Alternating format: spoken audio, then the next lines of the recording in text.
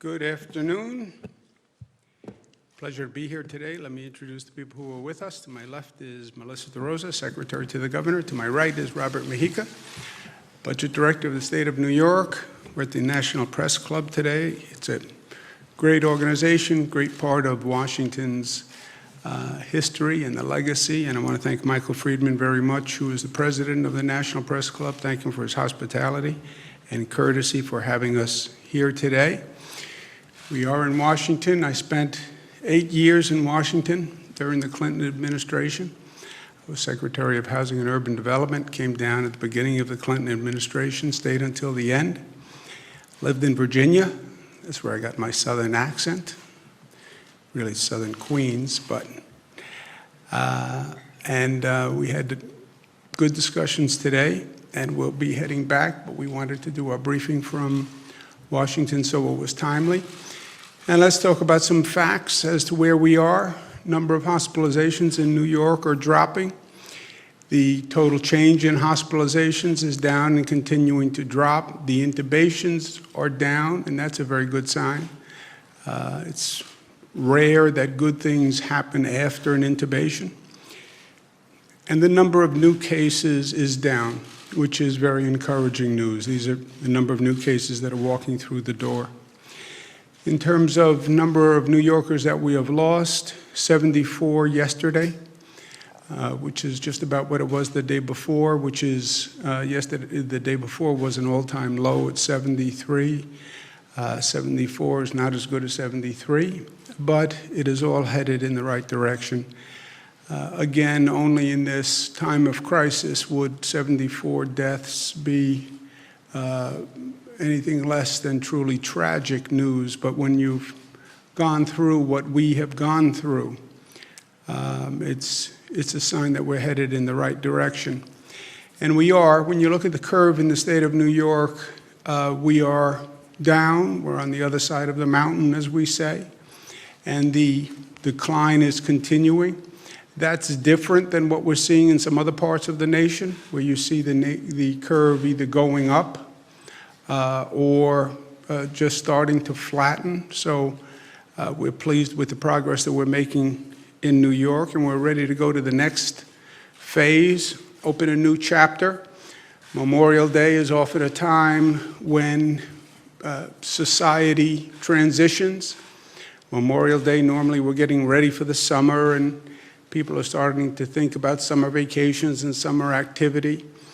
We have that on a moderated basis in New York, but it's also a time of transition for us, and we're transitioning to a new chapter on reopening, restarting the economy. This is all a situation that has never happened before, so this is a first case for all of us. And we're trying to learn as we go along, and we don't want to just reopen the economy. We want to have a really smart reopening. We want to watch those numbers as we go forward. And we want to reopen the economy to make it stronger than it ever was before. How do you learn from this? And that's the beginning of the new chapter that we're going to write. We started yesterday by reopening the stock exchange in New York, where the stock exchange was actually had people in the building rather than just electronically. We're doing it on the numbers. Numbers matter. This is not about politics. This is about science, right? We're fighting a virus. The virus is not a Democratic virus. It's not a Republican virus. It's a virus. And viruses respond to science. And science is about facts and about numbers. And that's how we're doing it. We're doing it on the metrics. We're looking at the hospitalization rate. We're looking at the death rate. How many new people are coming in the door into hospitals? How many hospital beds do we have available? How many ICU beds do we have available? Do we have testing in place? And do we have tracing in place? Just take the politics out of it, right? Just do it on the facts and do it on the science. And that's what we're doing in New York. And then you wouldn't reopen everything immediately. You would do it in phases, and you would phase it by the most important businesses, the most essential businesses, that pose the lowest risk first, and that's exactly what we're doing. And we then have several phases for the actual business openings.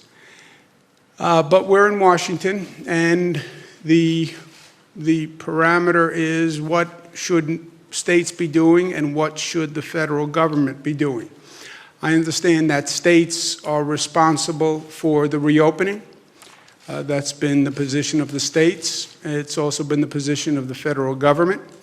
So states are doing reopening. States are responsible for testing. States are responsible for tracing. States are responsible for the healthcare system. States are responsible for the enforcement of all the procedures around reopening. But at the same time, the federal government has a role to play, and the federal government has to do its part as we work our way through this crisis. And there cannot be a national recovery if the state and local governments are not funded. That is a fact. Washington is now debating their next bill that would aid in the reopening and the recovery. Prior bills have helped businesses, large businesses, small businesses, hotels, airlines, all sorts of business interests. That's great. But you also have state and local governments, and state governments do things like fund schools and fund hospitals. Do you really want to cut schools now? Do you really want to cut hospitals now? After what we've just gone through, when we're talking about a possible second wave, when we're talking about a fall with possible more cases, do you really think we should starve state governments and cut hospitals? Would that be smart?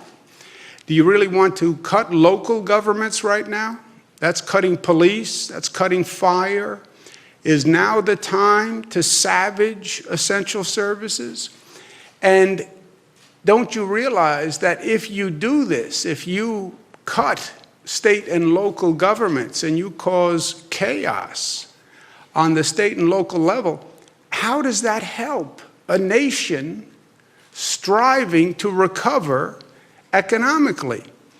The COVID states, the states that bore the brunt of the COVID virus, they're 1/3 of the national GDP. How can you tell 1/3 of the country to go to heck and then think you're going to see an economic rebound? Also, state governments, state economies, local economies, that's what the national economy is made of. What is the national economy but for a function of the states? There is no nation without the states. They tend to forget that in this town, but it's the obvious fact. And we've made this mistake before. Again, look at history. If you don't learn from the mistakes, you're going to repeat the mistakes. It's that simple. And we have seen in the past what has happened when state and local governments were savaged and how it hurt the national recovery. Wall Street Journal, not exactly a liberal publication, makes the point that on the economy, cuts to employment and spending likely to weigh on growth for years. So even if you believe the rhetoric, we're about reopening, we're about getting the economy back, great. Then if that's what you believe, you would provide funding to the state and local governments. The Federal Reserve Chairman, Powell, very smart man, respected on both sides of the aisle, said, we have evidence the global financial crisis and the years afterwards where state and local government layoffs and lack of hiring weighed on economic growth. We want to reopen the economy. We want to get this national economy better than ever. Fine. Then act accordingly and act appropriately. This hyper-partisan Washington environment is toxic for this country. You have people saying, well, we don't want to pass a bill that helps democratic states. It would be a blue state bailout, is what some have said. Senator McConnell, stopping blue state bailouts. Senator Scott, we're supposed to go bail them out? That's not right. On Fox TV, Laffer, you want us to give our money to Cuomo in New York? Hello, not this week. First of all, this is really an ugly, ugly sentiment. It is an un-American response. We're still the United States of America. Those words meant something. United States of America. First of all, Mr. Federal Legislator, you're nothing without the states, and you represent the United States. Not only is it ugly, it is false. It is wholly untrue what they are saying. 100%. And there are facts. If you want to pose the question, which is, I think, divisive at this period of time, but if you want to pose the question, what states give money and what states take money, right? There is a financial equation that is the federal government. And if you want to ask, what states give money to other states and what states take money from other states, that's a question that Senator McConnell, Senator Scott, and Mr. Laffer don't really want to ask. Because the truth is totally the opposite of what they're saying. You look at the states that give more money to the federal government than they get back.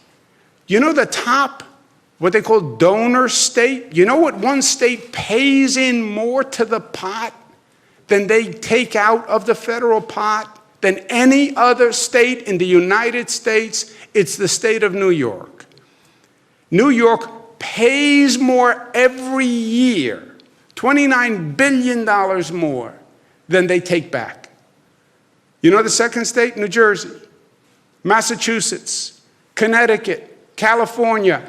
Every year, they contribute more to the federal pot. You know who takes out more than they put in from that pot? You know whose hand goes in deeper and takes out more than they put in? Virginia, Maryland, Kentucky, Alabama, Florida. Those are the facts. Those are the numbers. The great irony is the conservatives want to argue against redistribution of wealth. Why should you take money from the rich and give it to the poor? That's exactly what you are doing. That is exactly what you have done every year. So it's only redistribution unless you wind up getting more money. Then it's fine. Then it's not redistribution. Take from the rich, give to the poor. That's redistribution. Yes, unless you're the poor. Senator McConnell, Senator Scott, because you were the ones who have your hand out. You are the ones who are taking more than others. Redistribution, you're against it. Except when the richer states give you more money every year. And then the great hypocrisy. They actually made the redistribution worse. When they passed 3 years ago a provision ending what's called state and local tax deductibility, that didn't level the playing field. What they did was they took the states that were already paying more money into the federal government, the quote-unquote richer states, and they increased the money they were taking from the richer states. They took another $23 billion from California, another $14 billion from New York, New Jersey, Massachusetts, Illinois, Connecticut. The hypocrisy is so insulting because when you start to talk about numbers, there are still facts. And people can still add, and people can still subtract. And they know what they put in, and they know what they take out. And I know it's Washington, D.C., but the truth actually still matters. And Americans are smart, and they find out the truth, even in the fog and the blather of Washington, D.C. So my point to our friends in the Congress, stop abusing New York, stop abusing New Jersey, stop abusing Massachusetts and Illinois and Michigan and Pennsylvania. Stop abusing the states who bore the brunt of the COVID virus through no fault of their own. Why did New York have so many cases? It's nothing about New York. It's because the virus came from Europe and no one in this nation told us. We were told the virus is coming from China. It's coming from China. Look to the West. Yeah, well, they missed it. We were looking to the West. It came from the East. The virus left China, went to Europe. 3 million Europeans come to New York, land in our airports, January, February, March, and bring the virus. And nobody knew. It was not New York's job. We don't do international global health. It didn't come from China. It came from Europe. And we bore the brunt of it. And now you want to hold that against us? Because we bore the brunt of a national mistake? And because we had more people die, we lost more lives? You want to now double the insult and the injury? By saying, well, why should we help those states? Those states had more COVID deaths. That's why you're supposed to help those states. Because they did have more COVID deaths. And this is the United States. And when one state has a problem, the other states help. I was in the federal government for 8 years. When Los Angeles had earthquakes, we helped. When the Midwest had the Red River floods, we helped. When Florida had Hurricane Andrew, we helped. When Texas had floods, we helped. When Louisiana had Hurricane Katrina, we helped. We didn't say, well, that's Louisiana's fault. They had the hurricane. Well, that's Texas's fault. They had the floods. It was nobody's fault. And we were there to help because that's who we are. And that's what we believe. What happened to that American spirit? What happened to that concept of mutuality? You know, there is still a simple premise that you can't find in a book and Washington hasn't written regulations for, called doing the right thing. There's still a right thing in life. The right thing you feel inside you. The right thing is a calibration of your principle and your belief and your soul and your heart and your spirit. And we do the right thing in this country. Not because a law says do the right thing, but because we believe in doing the right thing.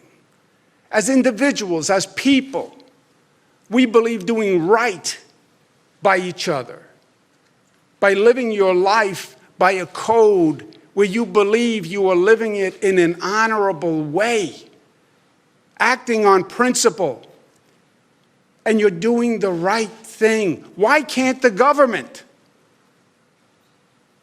Why can't the Congress reflect the right thing principle that Americans live their life by? pass a piece of legislation that is honorable and decent and does the right thing for all Americans. Why is that so hard? And if you want to talk about reopening the economy, then do it in a productive way. People think this economy is just going to bounce back. I don't think it's going to bounce back. I think it's going to bounce back for some, and I think there's going to be collateral damage of others. We already know that tens of thousands of small businesses closed and probably won't come back. We already know that the large corporations are going to lay off thousands and thousands of workers, and they're going to use this pandemic as an excuse to get lean, to restructure, and they're going to boost their profits by reducing their payroll. We know it. We've been there before. We saw this in the 2008 mortgage crisis, where the government bailed them out, the big banks that created the problem, and they used the money to pay themselves bonuses, and they laid off their workers. They're going to do the same thing again. That's why I proposed the Americans First legislation that said a corporation can't get a dime of government bailout unless they rehire the same number of workers they had pre-pandemic as post. Don't take a gift from the taxpayer and then lay off Americans who are going to then file for uninsurance paid for by the taxpayers. Don't do that again. And if you want to be smart, we know that there's work to do in this nation. We've known it for years. You can fill a library with a number of books on the infrastructure and the decay of our infrastructure and how many roads and bridges have to be repaired, how this nation is grossly outpaced by nations across the world in terms of infrastructure and airports and development. Now is the time to stimulate the economy by doing that construction and doing that growth. You want to supercharge the reopening? That's how you do it. Then this nation was smart enough to do it before. We did it in the midst of the Great Depression. We created 8 million jobs. We built an infrastructure that we're still living on today. We're still living on the infrastructure built by our grandparents, not even our parents. What are we going to leave our children? And now is the time to do it. We have major infrastructure projects in New York that are ready to go, that are desperately needed, that were desperately needed 30 years ago. Build them now. Supercharge the reopening, grow the economy. That's what we would do if we were smart. You're not going to have a supercharged economy. You're not going to see this nation get up and start running again unless we do it together. That's states working with other states. That's a federal government that stands up and puts everything else aside. They were elected to provide good government. Nobody elected anyone to engage in partisan politics. There was a time when, as a nation, we were smart enough to say, you want to play politics? That's what a campaign is for. Run your campaign against your opponent, say all sorts of crazy things. That's crazy campaign time. But when government starts, stop the politics and do what's right and smart. Don't play your politics at the expense of the citizens you represent. There is no good government concept anymore. It's politics 365 days a year. From the moment they're elected to the moment they run again, it's all politics. And that is poison. We have to get to a point, if only for a moment, in response to a national crisis, where we say it's not red and blue. It's red, white, and blue. It's the United States. And we're going to act that way. In New York, we say that by saying New York tough, but it's America tough, which is smart and united and disciplined and loving and loving. That's what makes America, America. Thank you for having me. Any questions? Welcome to Washington. You met with the president, obviously, and I was wondering, you were talking about stopping the politics. There are obviously a lot of political issues between you and the president, in particular the Gateway Project or New Yorkers on Trusted Traveler. I was wondering if you spoke about that and what his reaction was to what you originally classified as politically motivated actions. Yeah, there are political differences between myself and the president. He'll say it. I will say it. I don't even need to say it. You can go do a Google search and you can find 400 nasty tweets about political differences between myself and the president. I said to the president when this started, forget all that. We'll have political differences and there'll be a time to wear our political differences. Not now. This is about getting things done for the country and getting things done for New York. And I have stayed 100 miles away from any political anything all through this. Personally, I went to great lengths to say to the people of my state, I have no political agenda. Personally, I have no political agenda. I'm not running for anything else. I'm not going anywhere. I don't want to go to Washington. There's no personal agenda that you have to worry about and calibrate. Well, is he doing what's right or is he doing what's right for him? Does he have a self-interest? I have no interest. I'm doing nothing. I'm governor of New York. That's all I'm doing. Just to take the politics out of it. I said to the president when this started, put the political stuff aside. Let's just figure out what we have to do, which is a heck of a mandate since nobody's ever done it before, and let's do it. And that's what we've been doing. At the meeting we just had, it was in the same way. It was not about politics. It was not about any of that. It was about how do we supercharge the reopening, especially in New York, which has been hardest hit.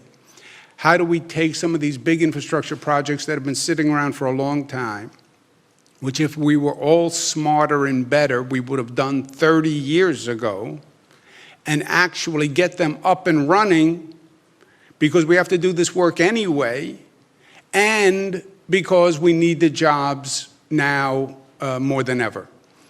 The Cross Harbor tunnels, not to get in the weeds, the Gateway project is a larger project. It's a $30 billion project, has many different components.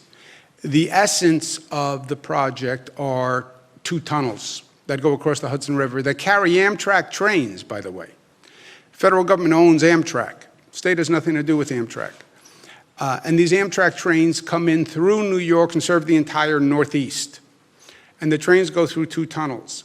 Those 2 tunnels are old, they're dilapidated. If there's a problem in those tunnels, you stop train service to the entire Northeast United States.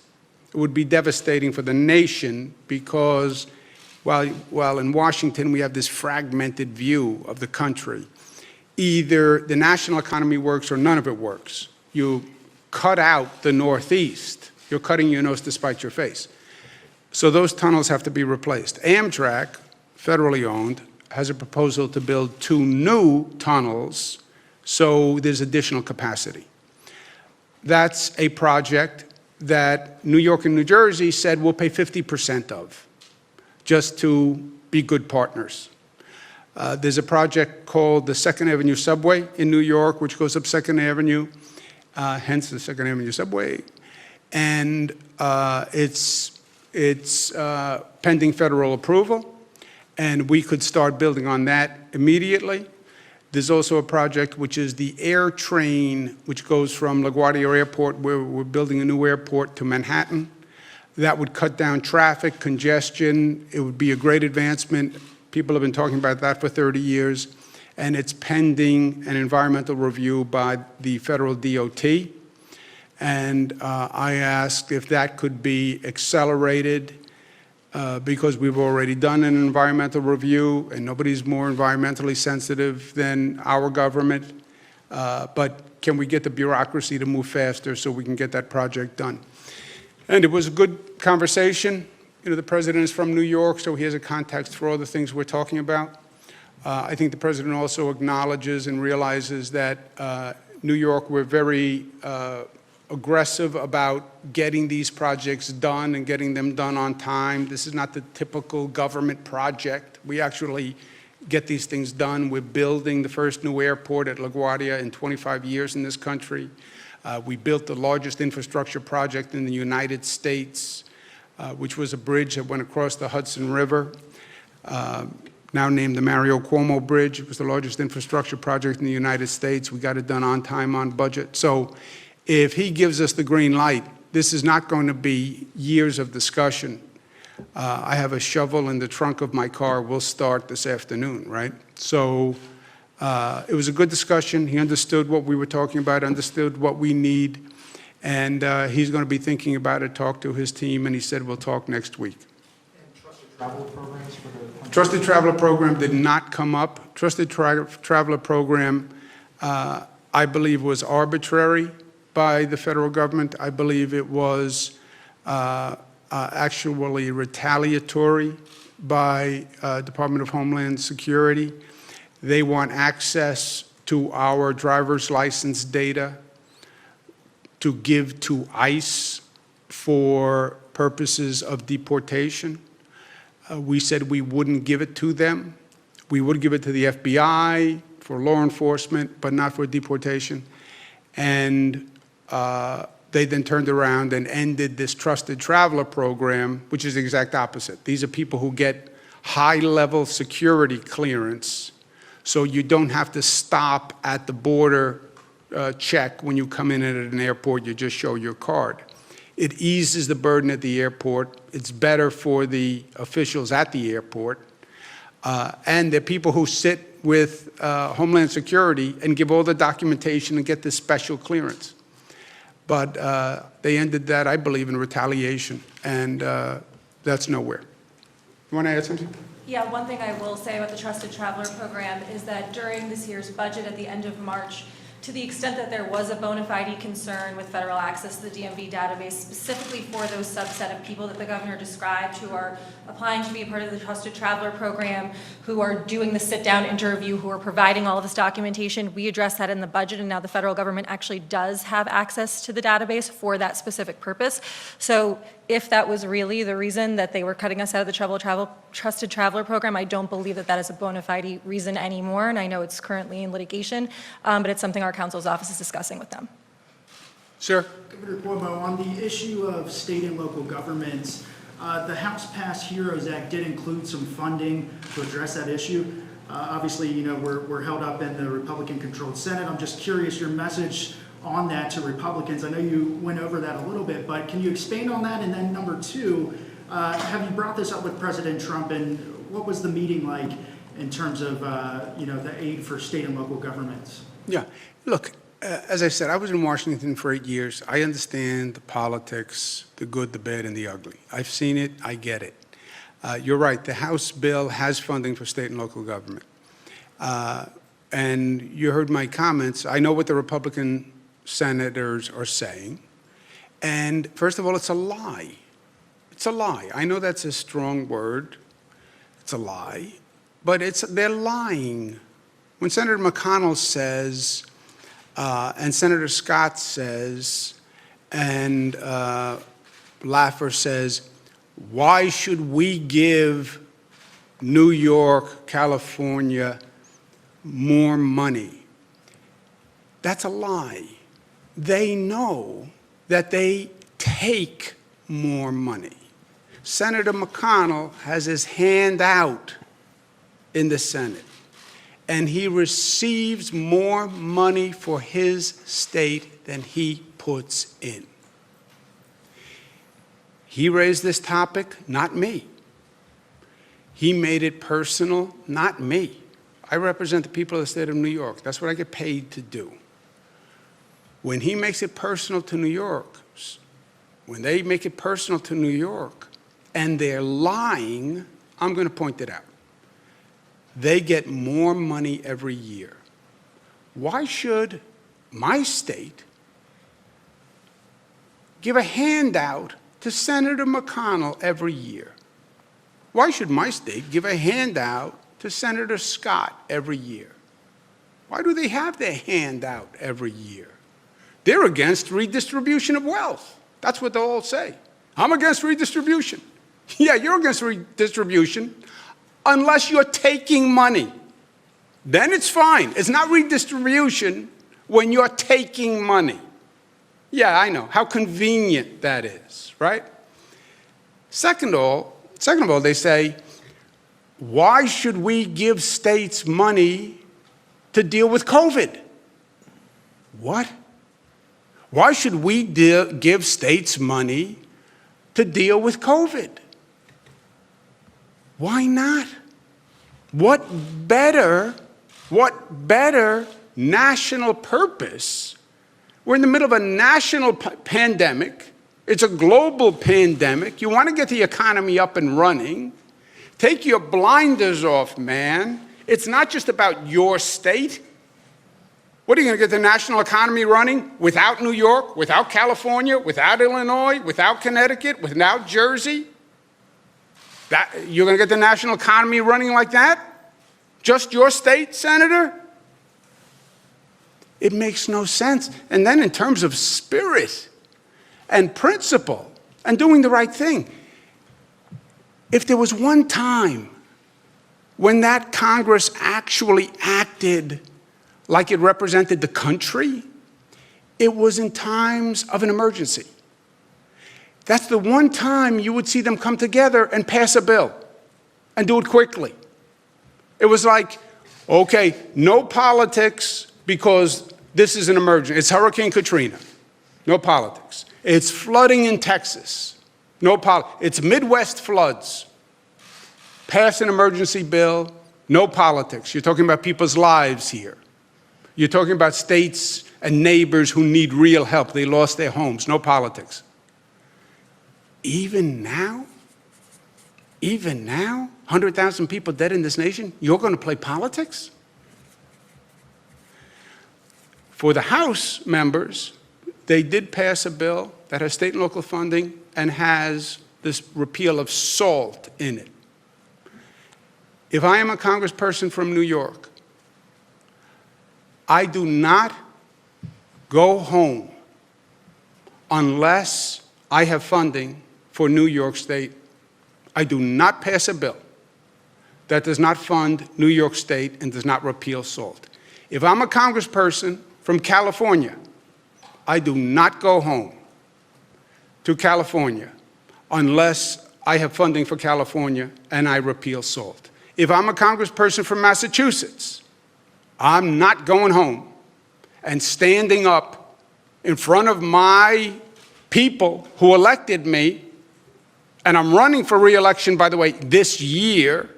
If I'm Congressman Richard Neal from Massachusetts, I'm not standing before my people having passed a bill that didn't help them.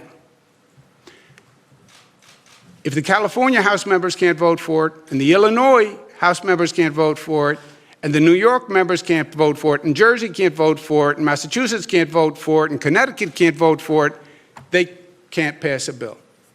And if Washington doesn't pass a bill, I would say to all of them, don't bother going home, because you will not see a reopening that you expect. You will see a fizzle of an economic rebirth, and you will have really done a disservice to the fundamental premise of your office. Young lady? Thank you, Governor. Some of the projects that you mentioned mainly are in New York City. Granted, they have regional impact, but were there any other statewide projects from other regions, Long Island, upstate, that you brought to the president's attention? No, I didn't want to give him too long a list. I didn't want to seem too aggressive. I didn't want to seem like for the other people in the room that they could dismiss me as a quintessential New Yorker. Look how much he's asking for. He's asking for too much. So I kept it very limited. Was it because he's a New Yorker that you brought forward these projects? Maybe he's more familiar with. Yeah, and these projects are regional in nature. You know, what they call the Cross Hudson tunnels, that's not even New York. That's the whole Northeast. That's what's funny about these tunnels. these are not New York trains. They go from New Jersey to New York. They carry Amtrak trains. We don't have any trains that go through those tunnels. It's important for the whole Northeast because that is the main train route. And if that goes down, you don't have any Amtrak service to the whole Northeast corridor. Yes? Hi, Governor. New York Post. Last week you blamed the 5,000 nursing home deaths in New York on President Trump and these CDC guidelines. I'm wondering if you raised that issue with him today. No, but I never did that. I never did that. You said that anyone asking about nursing home deaths in New York and the state's policy should ask President Trump. No, what I said was this, yes. I said they want to play politics with this, right?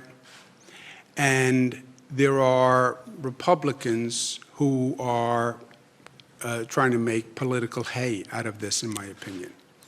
And what I said to the Republicans who were making this accusation, you have to find an accusation for it to work politically that you can make against a Democrat that is not a boomerang and comes back and affects the Republicans. On the nursing homes, the issue they raised, our State Department of Health followed the same guideline as the CDC, which is a federal agency, issued. So it was my way of saying thwarting the political attack because you can't say, oh, bad Democrat. It's an issue that a Republican administration took the same position, which is guidance from the CDC and our State Department of Health. Both of them said you can't discriminate against a patient based on COVID. That's what they both said. But that was just on that specific. In general, you look at how New York did, we're in Washington, you look how New York did on nursing homes vis-a-vis the nation. We did better than 33 states in the nation per capita on nursing homes. Nursing homes happen to be the place where this virus ravages. But if you look at, despite the fact that we had the greatest number of cases, and we were in the eye of the storm, you look at us vis-a-vis the country, where we did better than 33 other states. Then those are just facts.